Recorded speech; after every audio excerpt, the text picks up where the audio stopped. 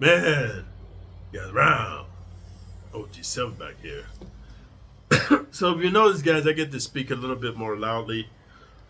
First of all, because I'm in the guest room, which is like way down in the basement, dude. Secondly, the people are here fixing the garage door, which my stepdad had a diabetic coma. He crashed into the door like he thought the door was opening. You know how some garage doors open like you gotta wait. He passed out, just ran into it when it's halfway up and halfway down. He dented it, so the traction, or you know what I mean, the track that it runs in, is damaged and it doesn't close and it won't open. It's like halfway. So now I finally got the money to get it fixed. So they're there, and the visiting nurse is here with her assistant, and they're taking care of my stepdad. So I had a minute to make a video. My mom's up there with them. Just they're very close. She's very close with her husband. I guess when you've been married a long time, you become codependent, and I hope to have that relationship with Yoni. You know what I mean?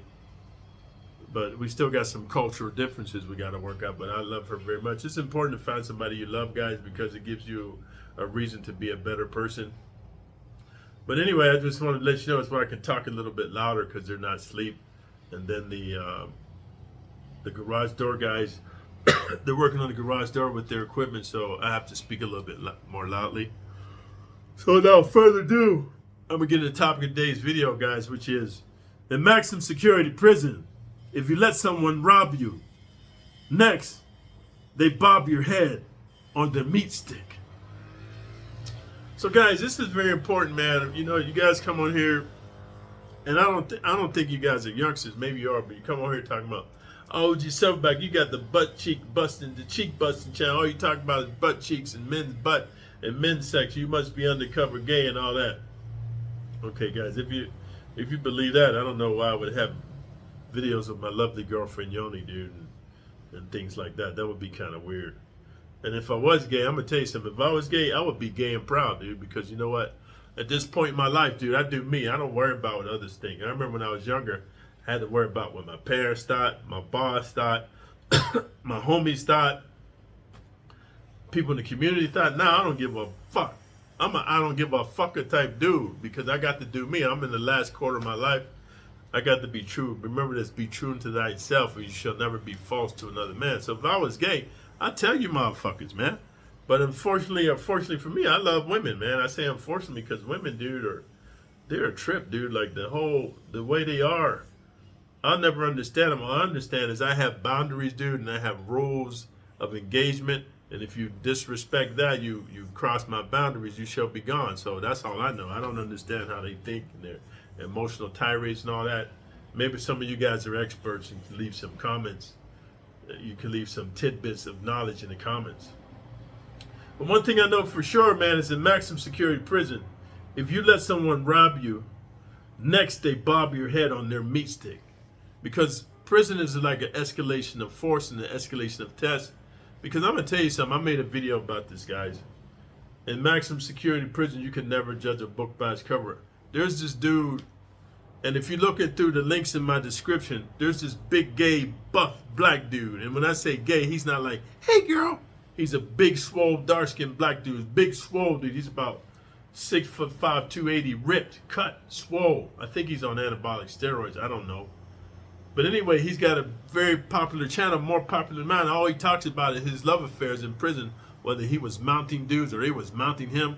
And he clearly tells you as a big 6'5", 280-pound, dark-skinned black dude from Atlanta, he likes to be mounted, dude.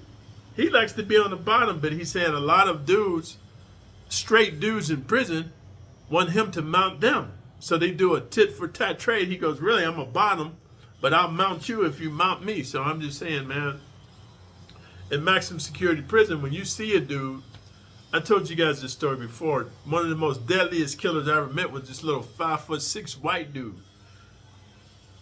Man, he was about 135 pounds. I ain't gonna exaggerate. And he had glasses with the Band-Aid in there. And his pants was too big for him. He used to roll them up, and he used to roll up his sleeves because it was too long. And he walked the yard by himself. So what happened, we was in meat cutting school together. We were meat cutters. And for some reason, this dude liked me, man. I would walk the yard by myself.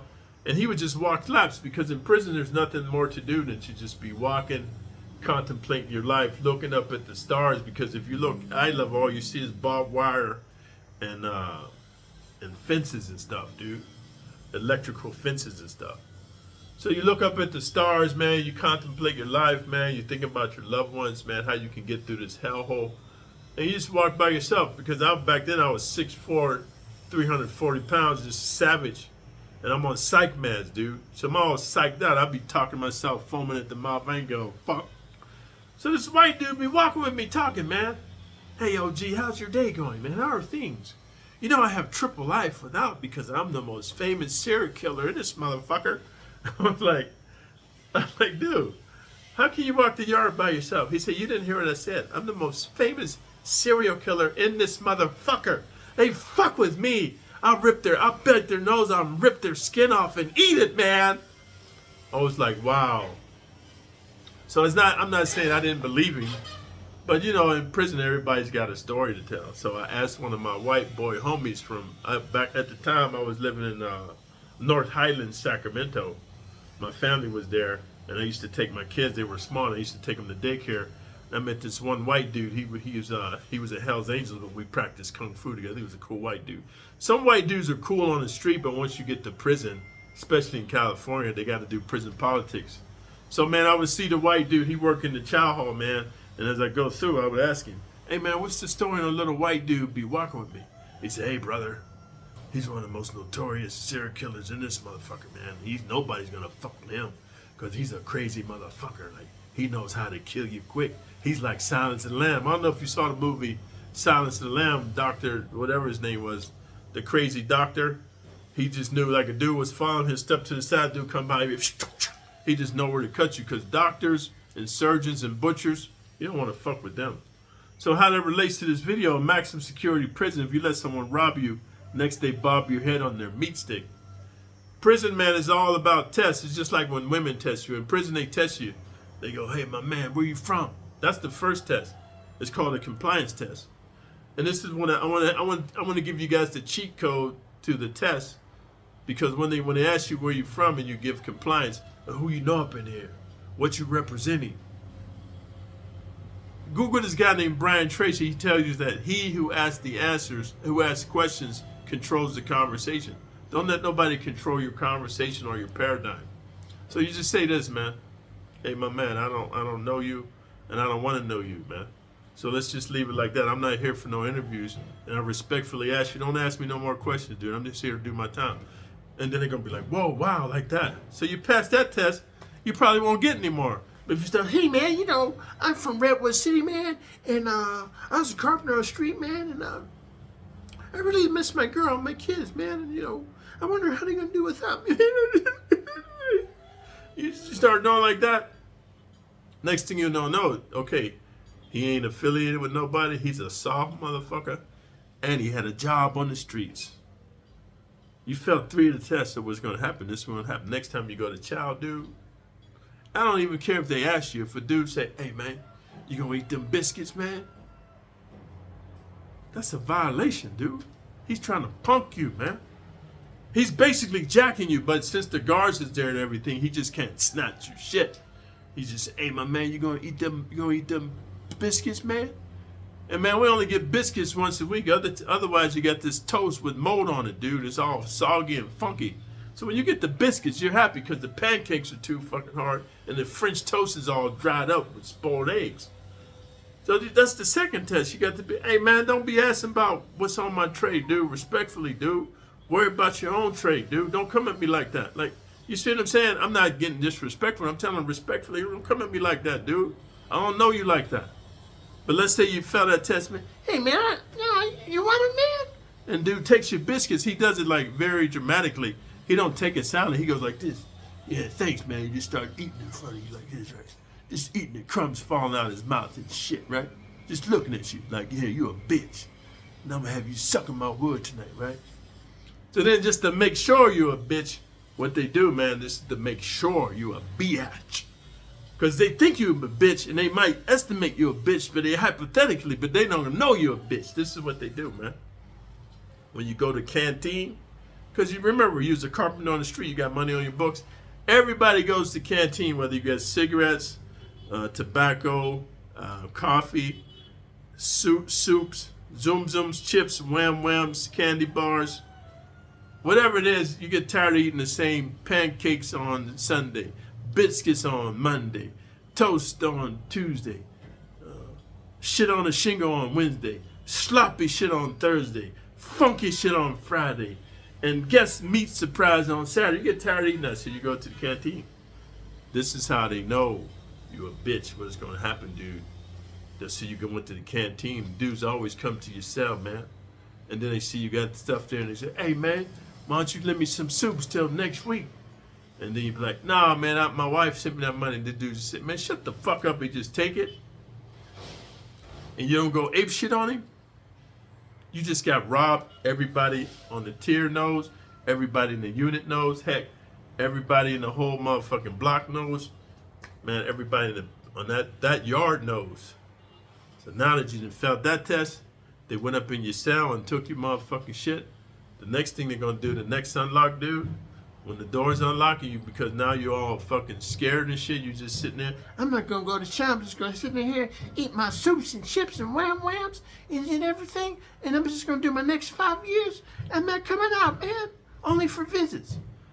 Unlock, dude, you're gonna hear the door open, then you're gonna hear it close.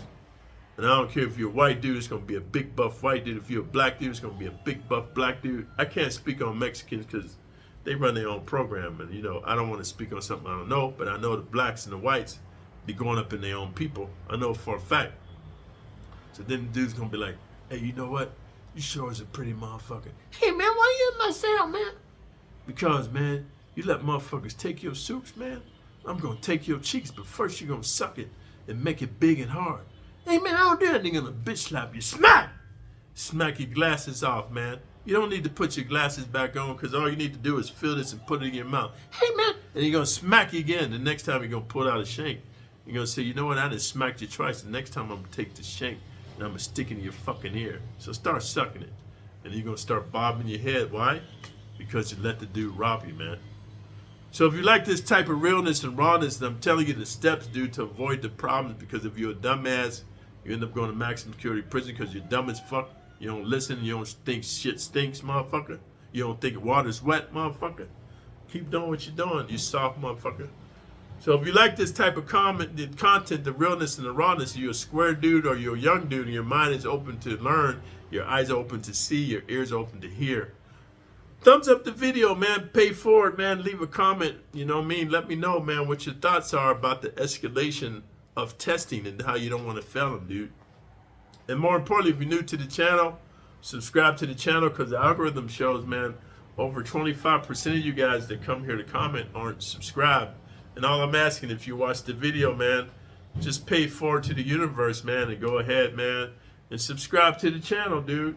And most importantly, hit the notification all button, because I don't know when I'm going to be able to shoot another video. And so I appreciate you guys, man. And so until next time, OG7 back out.